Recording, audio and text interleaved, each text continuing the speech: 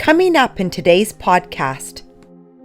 To the sisters who've been told for the first time in their lives they could actually go and wear pants in public so as not to appear like brethren when polling at the booth, and then they hear the same Hales boys who presented all that information, who gave them all those instructions, saying, no, this never happened. So that the brethren can now see for themselves with their own eyes and ears. They could hear the Hales boys telling lies themselves. Yeah. So I think Bruce Hales has just lit his own house on fire. Exactly. In a big way. Yeah. Because why would you believe anything else they say? Hello, I'm a current insider who started waking up in 2020 during the COVID lockdowns. I've watched all your podcasts since day one, and I want to reach out to you to tell you they are having an effect inside. So it was a 17-year journey, and then I got kicked out for myself. But in the end, at the end of that 17 years, I just couldn't live with myself staying in there any longer. But like I said, I was pushed into the corner. I might have stayed longer, but it was really, really hard. And obviously for that writer of that letter, he or she is in a really hard place. It's really difficult. Yeah, and that's why they're on antidepressants and drink. They're in an impossible situation. Welcome to the Get a Life podcast. Explore survivor stories. Uncover the hidden truths. Join our X-Call conversations. You matter, and so does your story. Hi everyone, welcome back to the Get a Life podcast. I am Cheryl Hope, and today with me are Lane Admiral, Peter Hart, Richard Marsh, and Gilly. Welcome everyone.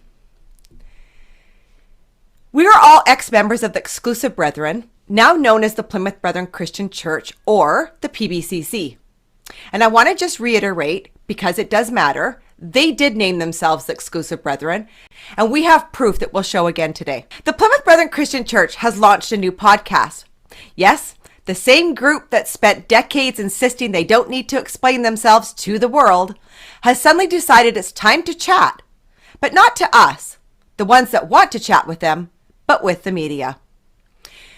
They just launched this podcast. The first episode, titled Behind the Plymouth Brethren, features their spokesliar, Lloyd Grimshaw, interviewing Bruce Hales' 4 sons, the very inner circle of the global leader they still claim doesn't exist. Nothing says we're all equal before God quite like putting the prophet's 4 sons behind the microphone to explain that there's no hierarchy.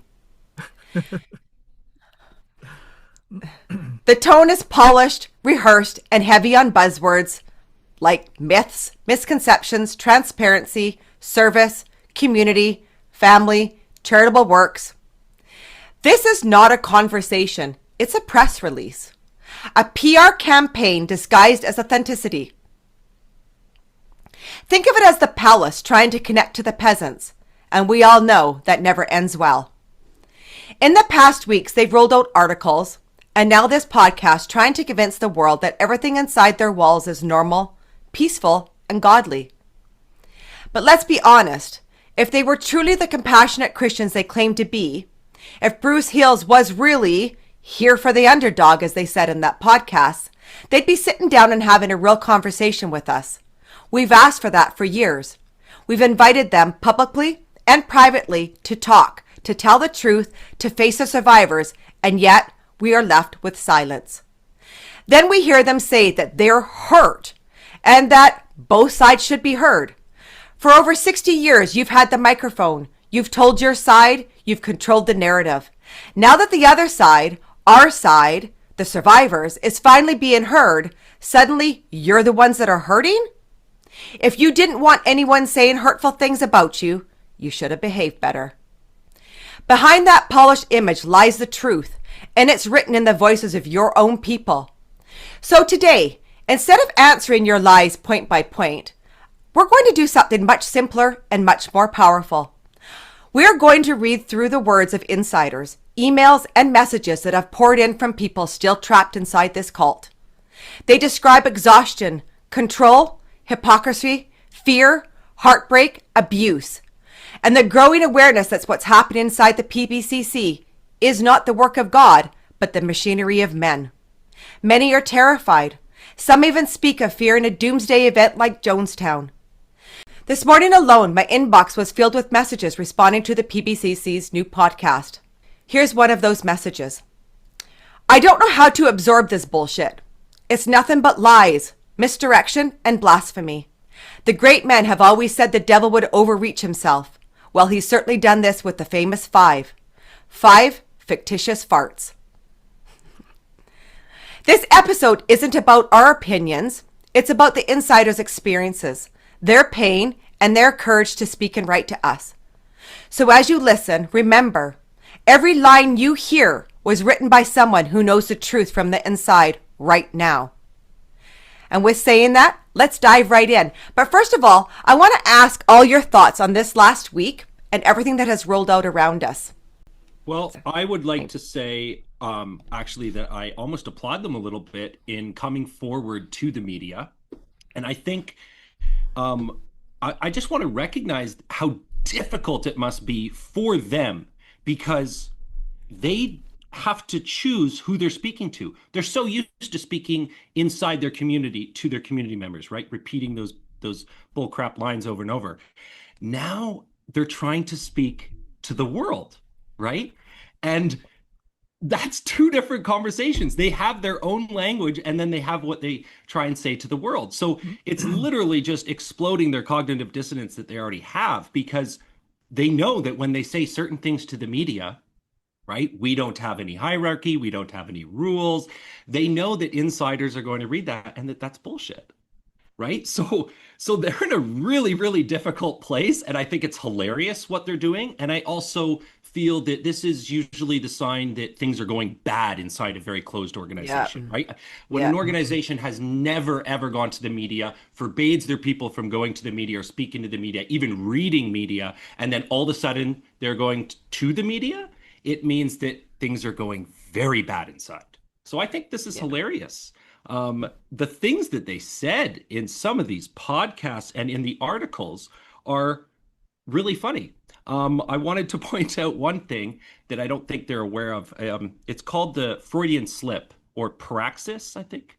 It's basically when someone slips up in their speech and they say something that they truly mean when they didn't really mean to, right? So the first one I picked up on was, and I hope she's listening, to Neroli Hales, because she was the first one to drop one here in the news article. She says, "We really enjoy our role as women, to be honest. And so we kind of don't feel at a disadvantage." We kind of don't feel? Ooh, if my partner was like, "Do you love me?" And I was like, "Well, kind of." You know, that's very unconvincing, and I would be in a lot of trouble. So that was what I laughed at right away. And then Gareth, he points out, in one sense, we weren't really born with a silver spoon. American market, but that was pretty tough. And 2 years in, we lost a lot of money, but we had to trade ourselves out of that. And finally, probably 5-7 years after that, we cracked it and started to do well. But in one sense, we weren't really born with a silver spoon in our mouths. We had to actually work hard for what we got. But we don't regard ourselves as successful. I just say any wins we had was from good collaboration with other smart people and a bit of good luck. Bit of good luck. And in one sense, we weren't really. Oh, okay, sure. I mean, imagine if you used that kind of language and a police officer pulled you over. "Sir, were you speeding?" In one sense, I wasn't really. You know, like, that's very unconvincing. So that's my funny points. That's good. I love it. I love it, Lloyd. I think, and I absolutely agree with you that they've been put in an impossible corner by trying to speak simultaneously to the congregation and to the media. Now, prior to sort of widespread internet access, they could send their white books, which are strictly not public and are full of legal terms to say you must not release this to the public. They send that to the congregation, and then they can talk out of the other corner of their mouth to the media, knowing that the brethren don't read the newspaper, so they can't, they can tell two completely different lies at the same time without them ever being seen on the same page. But I mean, one thing that really hit me about particularly these articles in the Telegraph, is that in the late 90s, John Hales, the father of Bruce Hales, spoke out in very extreme language about Rupert Murdoch, describing him multiple times as the Antichrist, and speaking about how he would be cast without a trial into the lake of fire. And I remember it very clearly because I was still living at home at the time, and we used to have the Daily Telegraph on subscription. And my father and, all the other brethren changed their subscription and then, I mean, my parents got the Times, which was under a different ownership. And I believe that I understand exactly the same happened in Australia, because the Telegraph in Australia is also a Murdoch paper.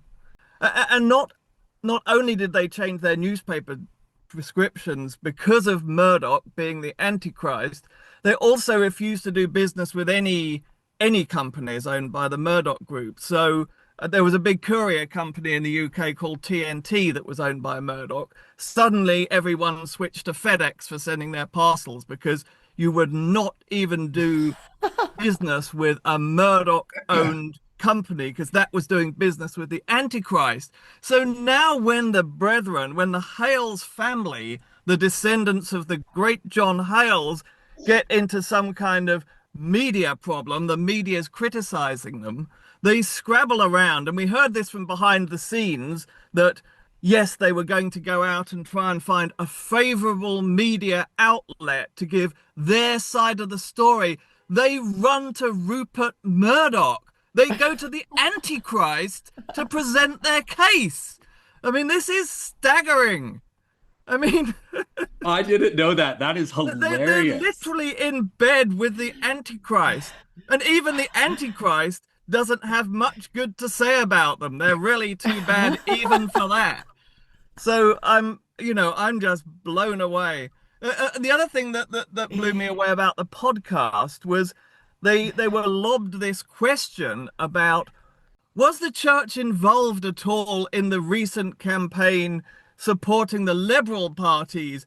And the Hales boys almost jump on them. No, definitely it wasn't. It wasn't involved at all. Not in the least. Nothing could be further from the truth.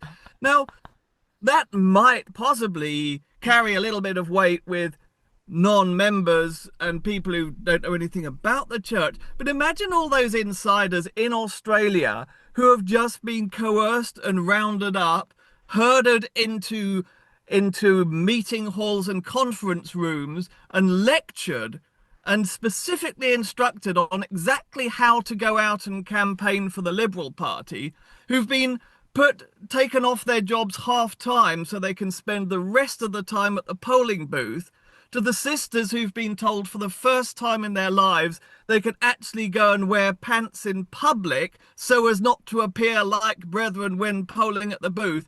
And then they hear the same Hales boys who presented all that information, who gave them all those instructions, saying, no, this never happened. Now, how do they digest that? That's not cognitive dissonance. That's a cognitive demolition. That's an explosion in their heads. And I seem to remember there was something in the Bible. I know it was a long time ago. It says, thou shalt not bear false witness, which in modern language says, don't tell lies, right? So just process that a little bit. That's my impressions of recent events, Cheryl. And I think that's like probably one of the reasons why we're getting so many letters from insiders angry, and they're responding to the news articles that they've seen their leaders say, right? And that now they're angry and they're writing us because we keep them anonymous, right? And now why, if there was no rules in the church, would we need to keep letters from insiders anonymous? Why would we need to do that if there was no repercussions? It's because it's bullshit that there's no rules and no repercussions and no discipline, right? Like it's it shows in these letters that keep coming. Yeah. So yes, apparently there are no rules, Lane. But as you see on the screen here, in this interview, Dean and Charles Hales say members are just encouraged to follow certain teachings, but that there aren't really any restrictions. Then, in the other article, they start listing them.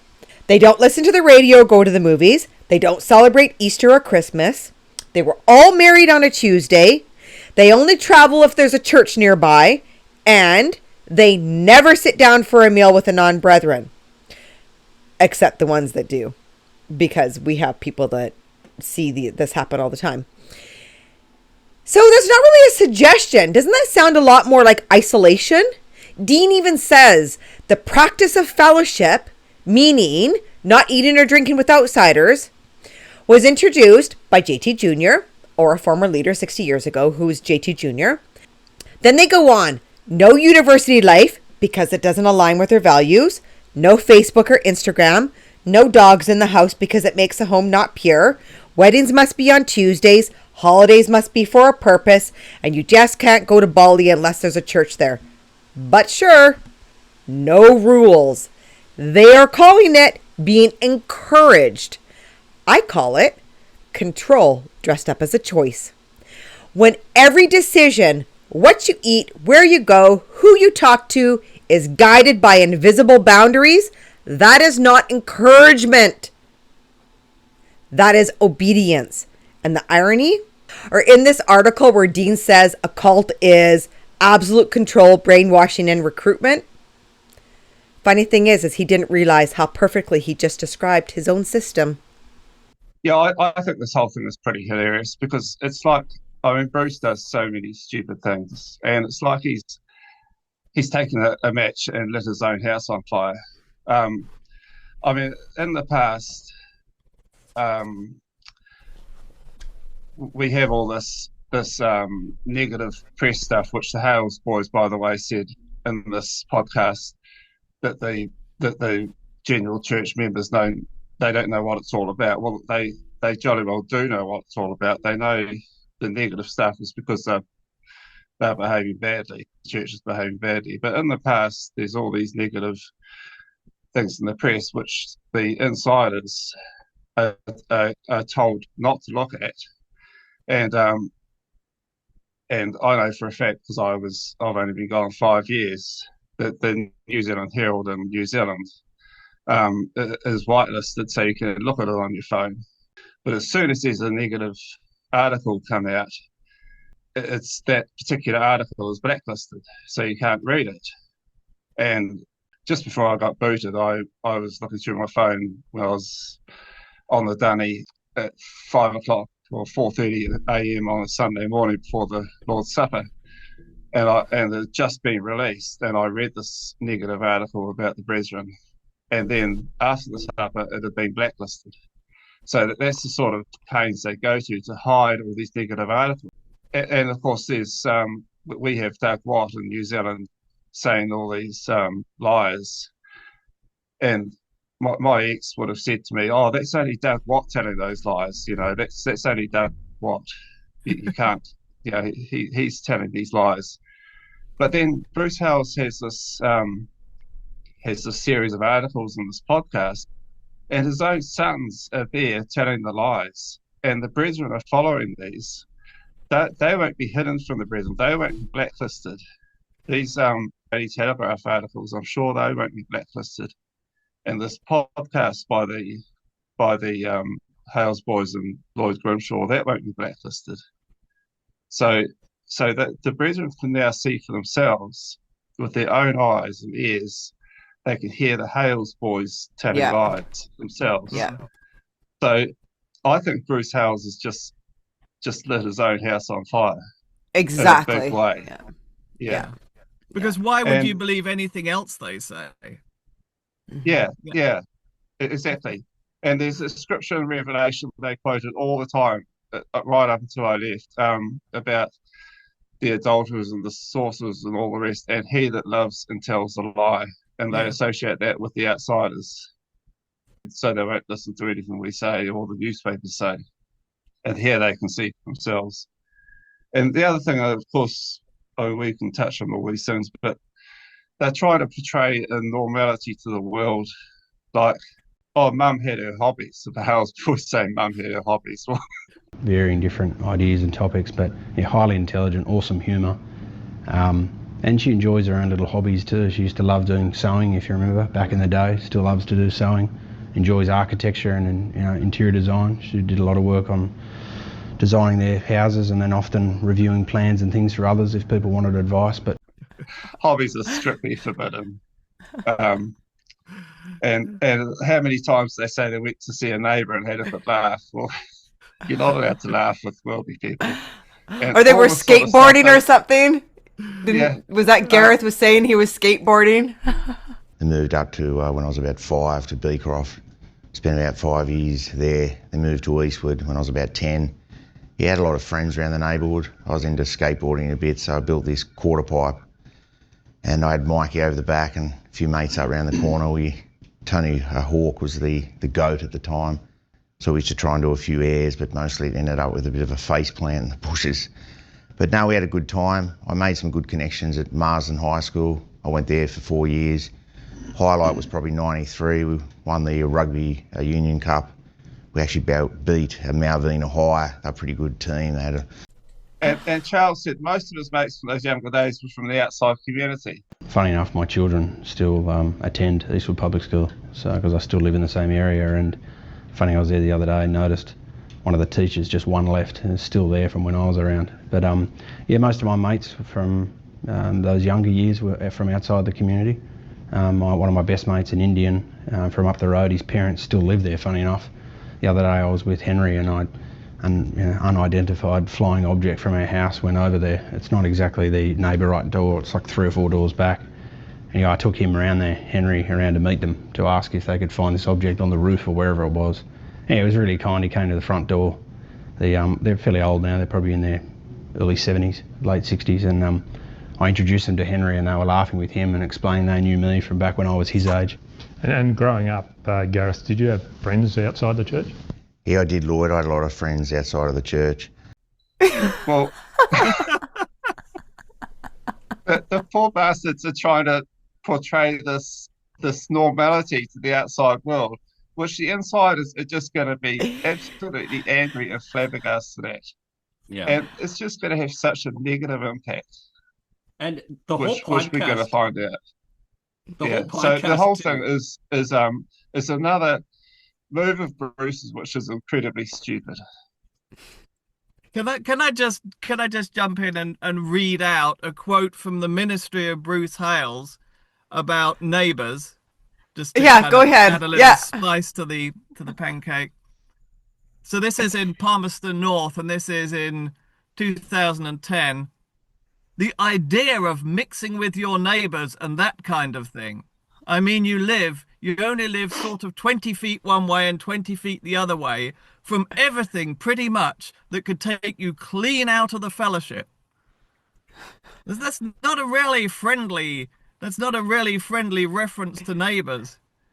Well, and do you think... He also says, and this is in 2009 in Adelaide, so we're not unfriendly to our neighbours, but you couldn't encourage the young children to form links with worldly children. It's been very damaging.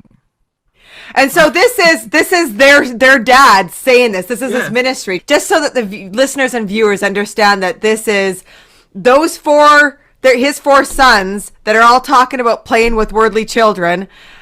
This is their dad's rule that he has said inside a meeting, saying that Another thing he said in church is that when you speak to worldly persons, that's anyone who's not in the brethren, you immediately get a sense of defilement. Oh, nice. Man, one thing that really grind my gears when Gareth was talking. Oh, and I found another Freudian slip of his. He says we're pretty well mainstream Christian church. Pretty well. Right? Oops. Just let that one slip. Pretty well. Packed the mystery about the Plymouth Brethren. We started about 200 years ago. Started in Plymouth, hence the name Plymouth Brethren. Started by J&D, John Nelson Darby. And I think it's about 55,000 members in a bit over 16 countries. So we're pretty small on the global scale. We're pretty well mainstream Christianity. We go by the principles that are set out in the Bible. What makes us a little bit different from, say, the Anglicans or the the Anglicans or the Catholics is the truth of separation. We don't eat or drink with those that don't partake of the Lord's Supper, to regard that as communion or fellowship. But then Gareth talks about sports. He played friggin' rugby? Excuse me, I had to read sports scores in a newspaper when I was a kid. Right? Like me and my brother, when we wanted to be bad to watch sports, we went to like the local hockey rink and they'd had it on TV and we'd spend like 20 minutes watching. We were never allowed to play sports. I would have loved to play sports. I love sports now. Like, you're telling me that this guy played rugby? I couldn't join a hockey team. I couldn't play any team sports. I mean, we had to play like divided, non-co-ed in school as well. Like, what the hell? Yeah, I remember because I was a trustee of the school in Regina, and when they opened it up, the instructions from UBT, from the Brethren Management, is that you could have physical exercise, but if it was a game or something, you couldn't keep score because that would then be competitive and it would be a sport. But let me give you another quote, because one thing that really made me laugh was Greg saying, "Oh, we used to go fishing," right? And this is what, there's actually a specific heading in the index to the ministry of Bruce D. Hales. There's a specific heading for fishing, and here's what he says, and this is in Sydney in 2010. "I hear people are going in for fishing, taking boats out to sea to fish.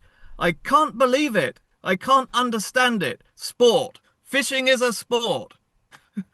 So there you go. And sports are fun. Yeah. No fun is allowed. And the boats, of course. They were talking about going out on boats. Well, I mean, that was always condemned. So, how many times in the history have we seen boating being banned because someone's tragically lost a life on it?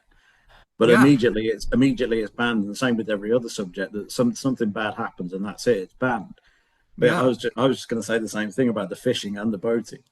And the other, just coming back to your point about the Rupert Murdoch, two of the sources that Greg said he gets his news from, Fox News and Sky Australia, both the Murdoch sources.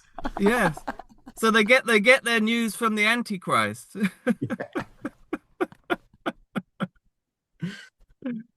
Oh, Great.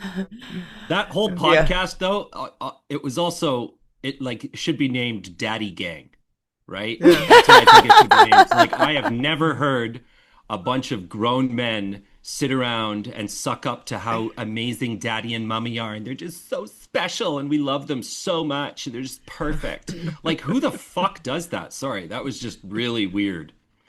Do you know, I think this is the hard thing that the insiders are grappling with, right? Is because of all these things that they've said that they were allowed to do, yet everybody else wasn't allowed to do, right? Yeah. And so it just, again, this is what I come back to. It's the Palace talking to the peasants. It's not going to end well, because what they got to do in their life and got to get away with, the other 99% did not get away with that. We had all the rules. And as far as all their rules, we can remind people of a letter that was, sent out in 2003 with all of their rules. I'll put it up here on the screen.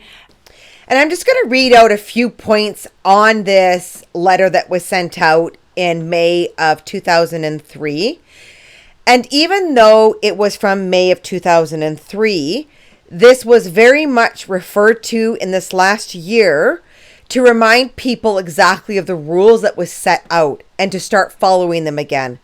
So it says here, certain unacceptable features based on irrefutable witness and universal reports are as follows: excessive drinking, alcohol at meeting rooms and precincts, camera recording equipment at meeting rooms, worldly dress, example, exposed midriffs, faded jeans, t-shirts, visible words and signs, short skirts, casual dress, example, no stockings, exposed thighs, necklaces, unsuitable hairstyles, example, sideburns and long hair brothers, hair tinting, attending venues of worldly entertainment, including restaurants, large gathering of young people at brethren's homes and recreational places, pre-recorded music, CDs, digital equipment, mobile phones, correct language and talk, rearrangement of predetermined travel schedule to accommodate special friendships, and substandard links. And it is signed by Bruce D. Hales. They have every Christmas season, right? They put a travel ban on. A travel ban comes on 2 or 3 times a year. Here's some pictures of those up too. And I'll actually read out what was said in meeting on May 2025 regarding a travel ban. We are looking forward to a special season of ministry in the next month with our beloved brother, Mr. Hales, who is committed to serving at the Universal Meetings. These meetings are intended to draw the brethren together and to keep our hearts closer to the Lord and His work that is proceeding universally. In view of working out the word in our localities, it has been suggested that planning any non-essential travel outside of our usual interchange arrangements should be avoided in the immediate weeks following the Universal Meetings. This would not include travel required for medical or for immediate business requirements from the Universal Elders. And travel bans get put out many times during the year, but specifically it gets put out around Christmas. And now on your screen, you're going to see an international travel request form that the PBCC members have to fill out in order to go places. It asks for the date that you're leaving home, date that you're arriving home. Are you traveling with others? Please advise any others traveling at the same time, whether they have the same itinerary. And then it goes through your itinerary and date order, the locality you're visiting, the second locality, who's the host, the responsible brothers, not immediate family from this locality who have approved it. And it also adds a fourth locality you're visiting. And then if you held bookings already, please attach these here. And then you have to submit it. So definitely travel is not free in the PBCC. The whole concept that there's no rules, yet everything in those articles, they would say there's no rules. And then right after they would be asked like, well, can you do this? Do you do this? Do you do this? And be like, well, no, I choose not to. I choose not to. It's like, here's all the rules that you're not allowed to do. So it is, they really are digging their own grave at this point. Yeah. We're not even, they picked up their own shovels. They're the ones that are like digging the hole and all going to fall into it. But I actually feel really bad for the insiders right now. It's hard on them. They're really struggling right now. I was dealing with a lot of teenagers over the cognitive dissonance of this whole ordeal. Now we're really getting a lot of the panicked parents, people who are like, hey, we were going to leave in a year. We're now, that's sped up now. So a lot of what has been just showcased is speeding up the departure for many, many people. We're going to dive into these emails. First, I want to go through some of the proof that we have here of how they do call themselves the exclusive brethren. Yeah, so this is a registration of a trademark. This was registered in 2012, which was the same time as the brethren were about to lose their charitable status in the UK, and they were in conflict with the UK government. So they filed the trademark, Plymouth Brethren, open brackets, exclusive brethren, close brackets, Christian Church. Or rather, to be specific, they filed the name Plymouth Brethren Christian Church, but it's owned by Plymouth Brethren, exclusive brethren Christian Church. So this is a case of themselves calling themselves the exclusive brethren, where they have been publicly declaring recently that this is just a name that was put on them by the media in the 1960s. Why are they so scared of that name too? Like, what's the... Well, because it calls them exclusive. It really opens up their exclusivity that they have, that they're trying to get away from. Yeah, it points out their separation doctrine, which of course is the most controversial. And this is even better, that about the same time, the first website they launched was called the Exclusive Brethren Christian Fellowship, an open documentary of their life and faith. And you can find all this on the Wayback Machine. And the first article on the website, the title of it is A Christian Fellowship Known as the Exclusive Brethren. I wonder if Lloyd Grimshaw has access to this. Maybe he doesn't have access to it. I'm sure he knows perfectly well.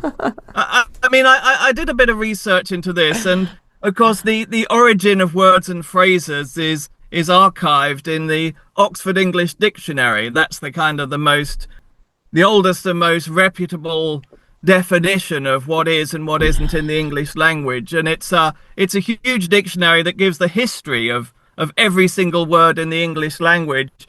And if you look up exclusive brethren, you'll find the term exclusive brethren was first used, I think, in about 1860 in a book that was written by an exclusive brethren member and published by another exclusive brethren member, in which he refers to the brethren as the exclusive brethren. So they actually coined the phrase, they called themselves that, and published the first book to contain the words. Yeah, so this is a pamphlet that used to be handed out, and it's called The Truth About Exclusive Brethren. It goes what this booklet is about. It talks about their media coverage. There's been much media coverage that has been, reports and stories that have been hostile. So kind of the same thing that's been happening right now that they're complaining about.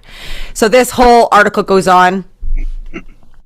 I wanted to talk a little bit about the next slide. There was just one point that, of course, I liked to talk about is how the brethren talk about how they had members in World War I, World War II, Korea, and Vietnam. And they're very proud of that fact.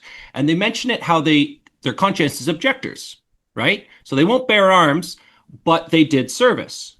Honorable. But let's not forget that those were draftees.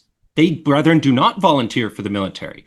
So I wanted to point out that this is another time when the brethren pretend to support things that they don't even do themselves. Like, for instance, in the podcast, they openly admitted how they got in, the members of their own volition, of their own free will, went and pushed political points, right, at these polling stations in Australia. So they got involved in politics, but they don't vote.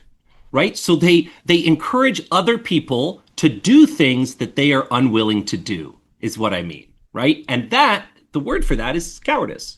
And this is what Lane was just talking about, brethren in the law.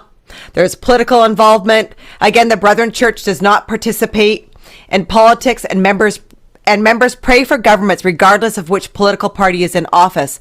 Our members abstain from voting on conscientious grounds, but individual members are free to support causes or principles in which they believe. So, I mean, this is just goes on to the Brethren schools, meeting rooms, principles of separation, the Brethren lifestyle. And then this was from February in 2007, and it is signed by, these are the names that are at the very end of it. It says, visit the website www.theexclusivebrethren.com or contact R.M. Garrett, W.A. Joyce, C.W. John, S.W. Kirkpatrick, G.J. Lewis, P.B. McNaughton, D.W. Stewart, J.L. Struthers, A.G. Wallace. Here is another example of the extraordinary dishonesty of the Plymouth Brethren Christian Church. On their website, they have an article about PBCC members who served with distinction in the World Wars. According to this article, First World War hero William Coltman VC is an outstanding example of the PBCC's bravery and courage. Here's what the article says. The Plymouth Brethren during wartime, a history of service. Bravery and recognition. William Coltman, a member of the Plymouth Brethren, became one of Britain's most decorated soldiers, earning this distinction without ever firing a shot. In 1919, he was awarded the Victoria Cross, the highest honour for bravery that a British soldier, regardless of rank, can receive, along with several other distinctions for his courage and service as a medic during World War I. There is just one problem with this. Coltman was most certainly never a member of the PBCC, or the Exclusive Brethren, as they were called back then. He was a committed, lifelong member of the Open Brethren, who split from the Exclusive Brethren in 1847 in a bitter schism. The PBCC hate and despise the Open Brethren, who are regarded by them as apostates.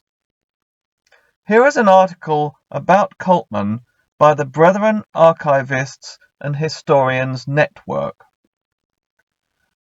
The most decorated non-commissioned officer in the British Army during the First World War was a member of Winshill Gospel Hall in Burton-on-Trent in Derbyshire.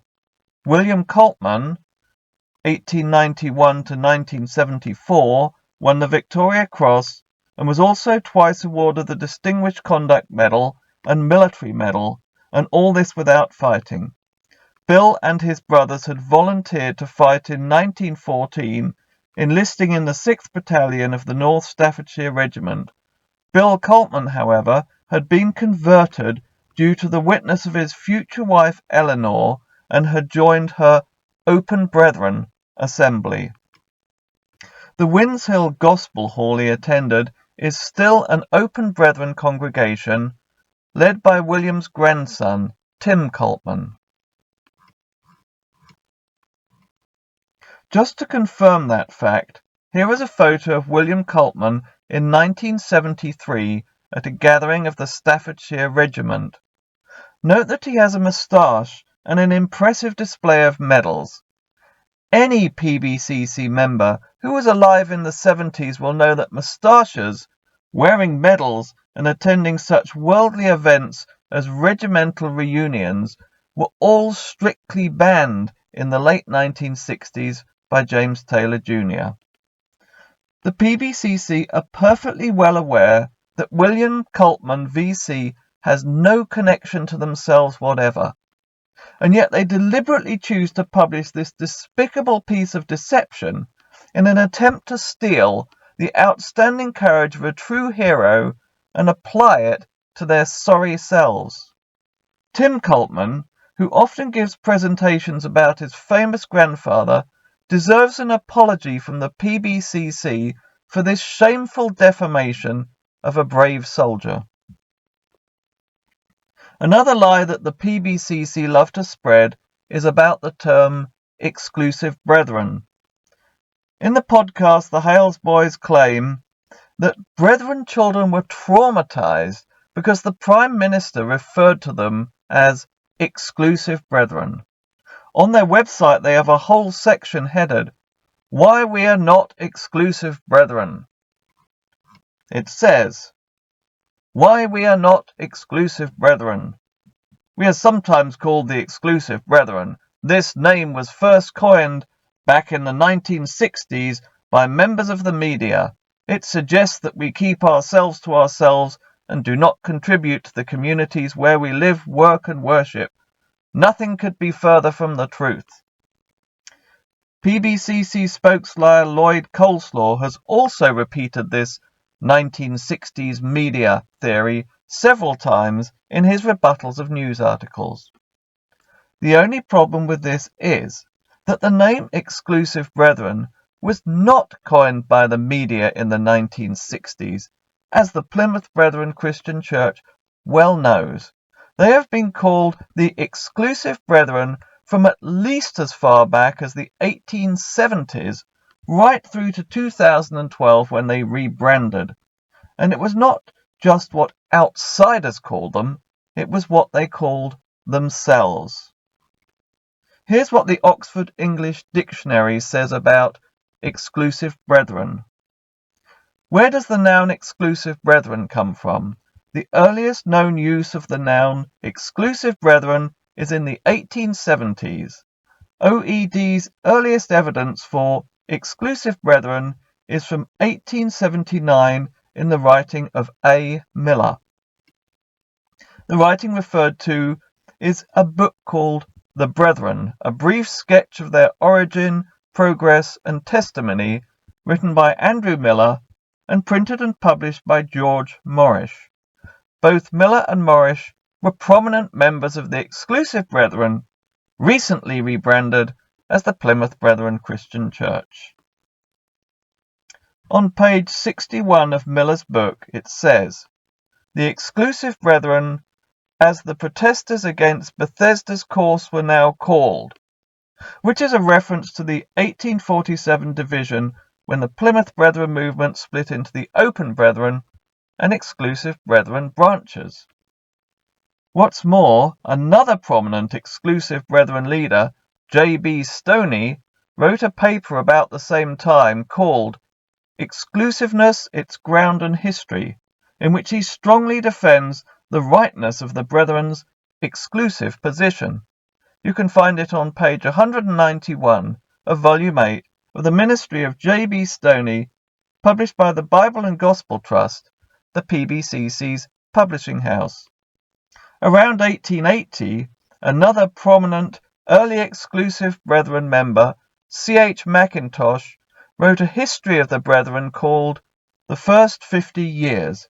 It has a chapter called Exclusivism, a Duty, in which he says, "We must go thoroughly in for the principle of exclusivism."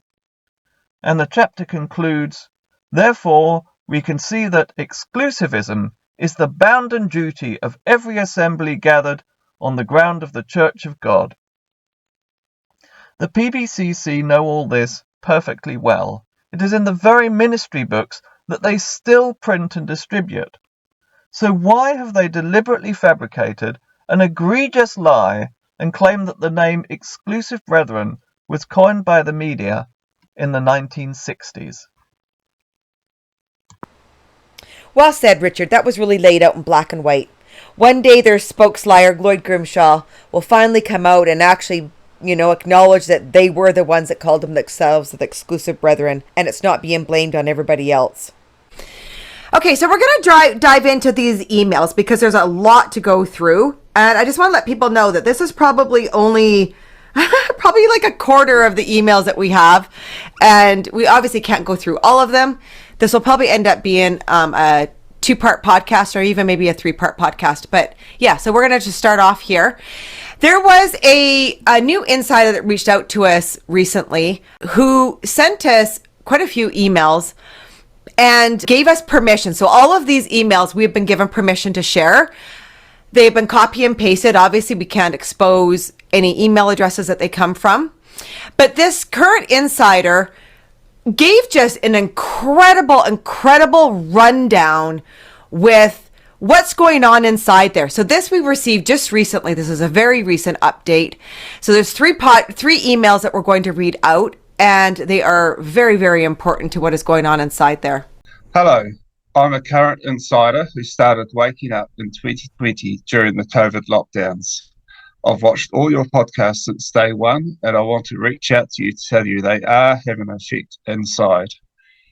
It's also forcing the PBCC hierarchy to watch their steps in a lot of areas, and they cannot enforce a lot of PBCC rules that they'd like to because of the public blowback if it gets out in a way that you are kind of playing the tune that they are forced to dance to but cannot say anything about it because otherwise they'll alert more sheeple that something isn't right.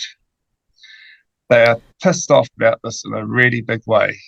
That's why Bruce enjoyed his care-meeting gift-funded power trip holiday to Westfield in June, where he got to play with armoured cars and presidential-level security and have grown adult men weeping in the hall while Miles Woodcock played music on an electric piano and Bruce regaled the audience with stories about himself, his dad, accounting stories, veiled references to the ATO investigation, and a few other good old stories about self thrown in for good measure. He got a temporary break from this and his ego stroked for a week or so.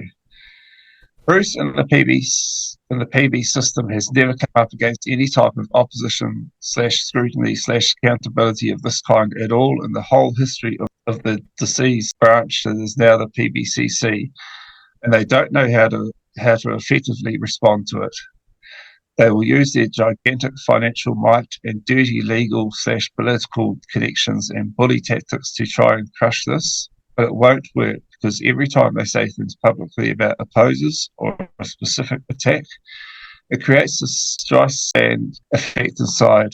They are losing their grip in a big way, but the fight is not yet over by a long way. It's not even at half time.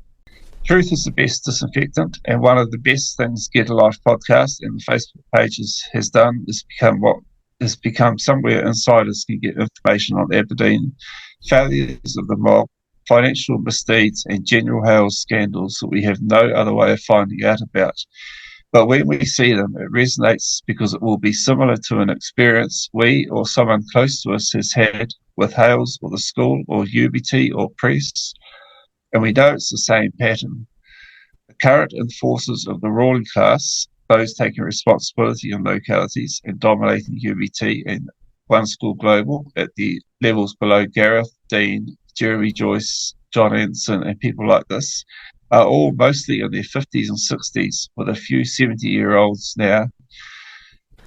They are largely dinosaurs at the digital age, have significant blind spots, and not much social radar. So even though BDH and Co are on a massive PR offensive, and there is internal dictates to not enforce some rules, and to back off to not create more dissent, these idiots are guaranteed to keep making stupid mistakes and enter into actions that will backfire, that they cannot see going in because of generational arrogance and ignorance.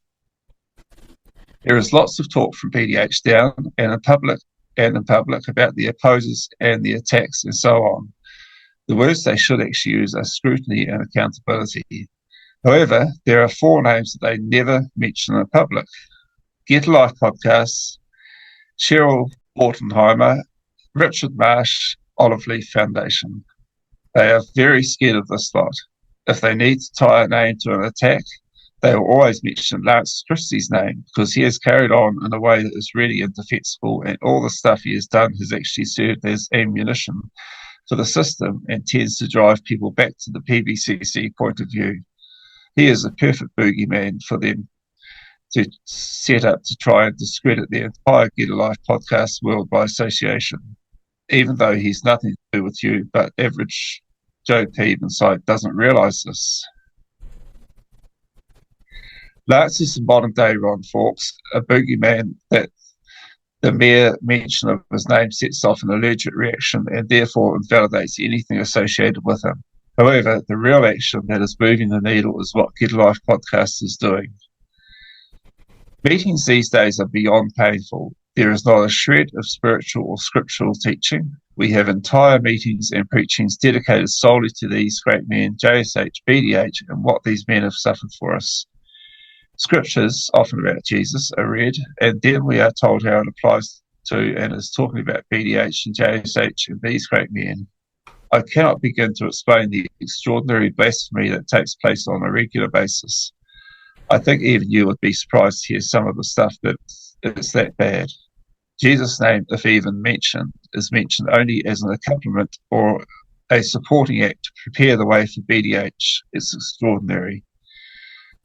That's the reason why when they filmed the meeting in Palmerston North, showed the teachers they had to plan the meeting down to the individual comments weeks in advance. People were coached how to act, walk in and sit, etc. And only approved comments were made, and they had to make an effort that the mods weren't mentioned at all. Funny thing is, afterwards people were saying what a good meeting it was and how interesting. Yeah, I suppose when you take the proper meeting, not about some porcine farmer, former accountant, office furniture salesman in a swivel chair taking his damaged ego and childhood trauma out on 52,000 people in a global power trip, it is interesting, hey? I see comments on the various Facebook pages from time to time, often by people who may have left years ago or people who have never been in, ranging from get out and leave to more accusatory comments, inferring anyone still in is a moron and therefore responsible, etc. These totally miss the point. There is a lot of people in here who want to get out, but for various reasons cannot yet. It's not as simple as just getting up and leaving once you know something is wrong. Then these are bullet points. I'll number them. 1, there is the generational brainwashing. Someone who hasn't been under this would have no fucking clue what is involved in unplugging and deprogramming from this. 2, there is the financial entanglement. Often people have been entrapped in this years ago, and by the time they realise they would be reduced to penury overnight if they make the wrong move too soon. Again, someone who has no experience with this sort of system can't understand this. 3, then there is family. This is a really big one. If one person in the family, say the husband, wakes up but the wife is still invested in the PBCC or the other way around, what is the spouse supposed to do? Just walk out and destroy the family and relationship and lose all access to their kids who they love? Or maybe stay and play the long game in the hope that the other spouse's eyes may open over time and they can escape with the family intact. Leaving under any circumstances is definitely not easy, and all have massive challenges. But leaving when you are married with kids and maybe not everyone in the family is on the same page is a gigantic challenge that people who have never been in this situation cannot possibly begin to understand. It is rare that everyone in the family wakes up at the same time, and even if people are at different stages of the wake-up journey, you can't just go in and say to them, hey, BDH is a con man and it's all bullshit, let's just leave. You will scare them right back into their shell permanently. The best thing anyone outside can do to help people leave is to keep exposing the truth, speaking up and make it a place where insiders can come for information and support. Escaping from this thing is on a very similar level to an escape from North Korea in some ways. If circumstances mean someone has to leave alone without their family, that's just what it is. No one is going to choose willingly blow up their family if they still have a potential path to play the long game and get out intact, even if this takes more time. These are just a small sample of reasons why current insiders can't just get up and walk away like these keyboard jockeys say. A bit of understanding from them would help, because a lot of insiders who realise something isn't right and are testing the waters look at Facebook pages, and those that see comments like this first up is a big turn off. What you are doing is paying off, and it's moving the needle in ways never before done, and there's nothing the PBCC and their spokes liars Lloyd Grimshaw and Doug Watt can do about it to polish the turd. As time goes on, more and more people are starting to wake up, and none of this is possible without Get a Life podcast. I really hope you can all keep at it, and I know there's no reward in it for you, but there are hundreds, if not thousands, of trapped people clinging to you for a lifeline, for information and help they can't get anywhere else. Wow. Yeah. So he just it's just incredible how he laid it out. Hey, you can feel what he's feeling in that email, or her. I don't know if it's a he or a her. Obviously they came to us anonymous. To whoever wrote that, thank you for sharing that with us and allowing us to read that out. That really shows the pain going on inside there right now, right? And I think it's really important what the writer said about, not just telling people, oh, you're a moron if you're still in there, if you don't see through this. I understand that. I've had those thoughts and those feelings myself. Like, come on, can't some of these people see through it? It's easy to kind of assume that, right? But we have to look back at ourselves and remember when we thought that it was impossible, or the idea of leaving was terrifying to us, right? Because we've all gone through that. So I think it's really important to recognize that. No, it's not. People can't just up and leave when they want to. The writer speaks about having a family, and not all waking up at the same time. That's super important, and that's a really big point. I mean, it's so different being, let's say, 20 years old and realizing you want to have your own life and leave. It's very different when you have a wife and kids, or you have a husband and he doesn't want to leave, right? That is a totally different level. So we hear you, writer. We hear your pain. Yeah, I can totally relate to that, because before I was kicked out, the journey for me was 17 years in there. The first 7 was realizing that something was wrong, and in that first 7 years, so sort of coming to a realization something was wrong. Then the next 10 years was knowing it was wrong, knowing Bruce was a fraud, and then over that 10 years, just knowing something had to happen, and very gently sounding out my spouse, but getting pushed back. And I could never say to her, Bruce is a fraud, because I would then be marched off to the press. And then finally I was pushed into a corner. I would have stayed longer probably, because my family was destroyed, like he said. So it was a 17-year journey, and then I got kicked out for myself. But in the end, at the end of that 17 years, I just couldn't live with myself staying in there any longer. But like I said, I was pushed into a corner. I might have stayed longer, but it was really, really hard. And obviously for that writer of that letter, he or she is in a really hard place. It's really difficult. Yeah, and that's why they're on antidepressants and drink. It's just, they're in an impossible situation. Yeah. It's sad. It's just, it's heart-wrenching what they must be going through inside there. Yeah. Okay, let's go to the next email. Okay, so this next email was labeled Chuck Truan, Jim Southard, and HRC video link. Hello. Often I see all sorts of comments on the Facebook pages about PBCC involvement with government and politics.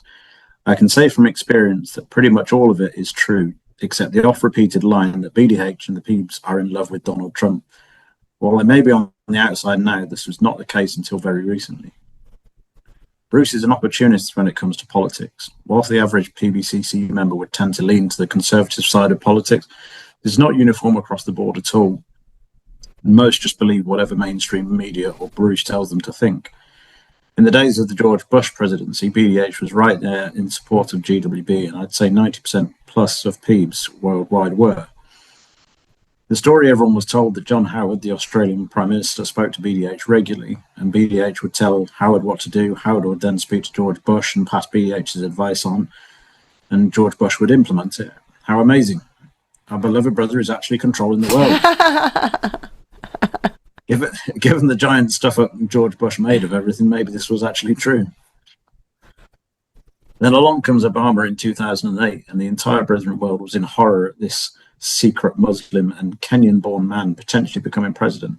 I can't remember exactly what BDH said at the time, but all Brethren from high ranking on down were scandalized by this and in great fear and despondency when Obama won. So I imagine Bruce was going for John McCain as his opinions set the tone universally. There cannot be a widely held opinion on any topic different from his. I found this quite amazing at the time. I don't care if someone's politics are left or right, that's their business. But I didn't see how, if you had any internal moral compass or actual political beliefs, how you could go overnight from hardcore George Bush Republican to hardcore Obama Democrat fanboys. It just proves they are a herd and jump whichever way BDH says. In the 2012 election, BDH was pro-Obama and very anti-Romney and said that Romney was a Mormon, so he couldn't be president, and there would be hidden financial corruption there. So all the Peebs stayed on the Obama train. This created some cognitive dissonance when Obama came out and endorsed gay marriage, but this was pushed under the carpet pretty quickly. Even as late as 2014, BDH was saying publicly in meetings that Obama was a very good president. He's doing a very good job. BDH also commented publicly on at least one occasion that Obama does most of what I tell him to do. Again, I doubt he was personally counseling Obama. This was more likely a story told in a lounge room to adoring fans while drinking scotch to make himself sound important. Then we come to the 2016 election. In the years leading up to this, people like BDH and Chuck Truan had put all their money on Hillary Clinton. BDH said she would make a good president, and Chuck and his band of thugs had been to meet with Clinton at least one occasion, according to what they told people. So when Donald Trump entered the race in 2015, BDH had already endorsed Clinton to his minions, and the establishment Peebs totally lost their shit about Trump, initially supporting the likes of Jeb Bush and Ted Cruz and Marco Rubio. Then when they flamed out and Trump became the GOP nominee, they all switched to Clinton en masse. Globally, during the election, there was early morning prayer meetings to pray for Clinton's election, letters read out in the meetings from the Brethren in North America about the need to pray that certain unqualified persons be kept out of office. Lounge room discussions at breaks and after meetings turned extremely heated and almost violent if any person so much as asked, "What is wrong with Trump?" High-ranking PBCC brothers said things like, "Trump is the type of the man of sin." And then because Trump had 3 wives and was a serial adulterer, they lost their shit over this as well, while supporting other politicians who were also known adulterers at the same time. Steve Hale said there was no way Trump could win because a businessman couldn't become president, the inference being Bruce was the only businessman who could run the world. I'm not sure if you've seen the video below of Chuck Truan and Jim Southard and one of Bradley McCallum's sons speaking to Hillary Clinton at a Clinton rally in Detroit in the lead up to the 2016 election. This should put paid to the theories that the Peebs were supporting Trump in 2016 and they are not involved in politics. Here's the video of this link that he sent.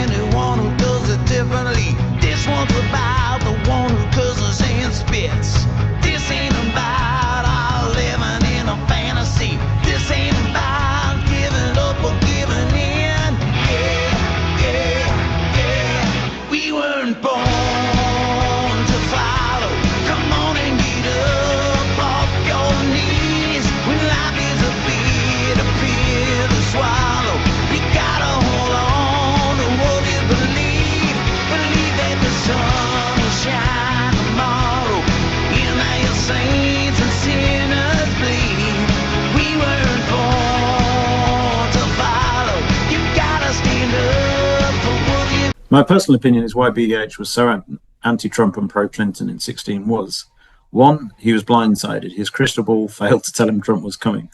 BDH is very much an establishment stroke boomer type of thinker that he is still operating on the 1990s era view of the world. So in the modern age, this mindset often misses new developments until they have arrived, which is a problem if you're an all-powerful oracle that can see the future and predict the rapture date. He had already endorsed Clinton, and as he can't fail, he couldn't change this, especially not in 2016. Switching a Clinton endorsement to a Trump endorsement would be a chasm not even he could bridge. Because the brethren had for years been taught to worship and adore a successful, brash, arrogant, materialistic millionaire, Trump was potential competition for Bruce. Trump was way more successful, way richer, had a bigger airplane and going a lot more places than Bruce could, as the P's were already primed to adore this sort of thing. Imagine if the focus of their affections went from Bruce to Donald. Horrors. After 2016, there was a great angst amongst about 70% of the brethren about Trump being in and it being the end of the world, and people saying out loud they hoped he would be assassinated. JSH's command that the US president should never be criticised went out the window.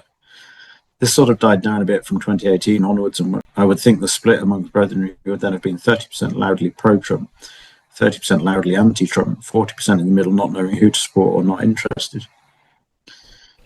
In 2020, about the time of the Black Lives Matter riots, BDH made some comments in ministry that Trump would be better than Biden, but this was not a wholehearted endorsement, and some brethren supported Trump, others didn't.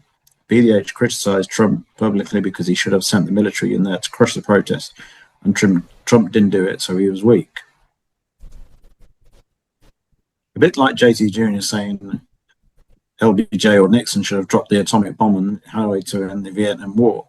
These microphone warriors would have all the solutions that they will never be in a position to implement, and the people walk away saying, "Oh, our brother knows so much he could run the world," when in actual fact what he's just suggested is mass murder. During the Biden administration, most pew opinions started veering towards Trump as years went on, but not all of this was enthusiastic support. A lot of it was just because of the disaster that Biden was, so anything would be better. Bruce didn't come out and publicly endorse Trump until the day Trump got shot at Butler, PA. Bruce, in the Sunday reading, said he thought it was an assassination attempt. No shit, hey? Politicians get shot or shot up at a rally, and I think it's an assassination attempt. This stuff is eagerly lapped up by all the boomers and frank news readers, and you would have noticed it was largely from that day on that all the people LinkedIn accounts started liking pro-Trump stuff in a big way. I'm not aware of any brethren efforts in the US elections like Canada and Australia. I think the US is far too big and they're insignificant and don't have the same access in the US they do elsewhere.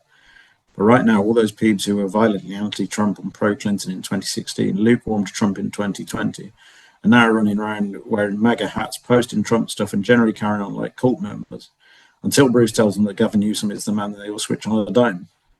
There are even photos recently of some high-ranking BBCC personalities on a tour of New York after Westfield wearing MAGA hats. It looks hilarious. Overweight, fat, pasty-faced guys with red alcohol flushed cheeks wearing MAGA hats, polo tops, and grinning like little kids at a party. Stay tuned for part 2 and part 3 of our 3-part Insider Emails series. We go through over 60 slides of emails as they express their anger, frustration, and what life is really like inside there right now. At the end of part 3, we received a very comedic video of what may have happened after the Hales boys finished their podcast. How can you support Get a Life podcast? You can donate internationally via PayPal at www.paypal.me/getalifepodcast. Or you can scan the QR code on your screen that takes you to our GoFundMe. Every donation helps keep this project alive.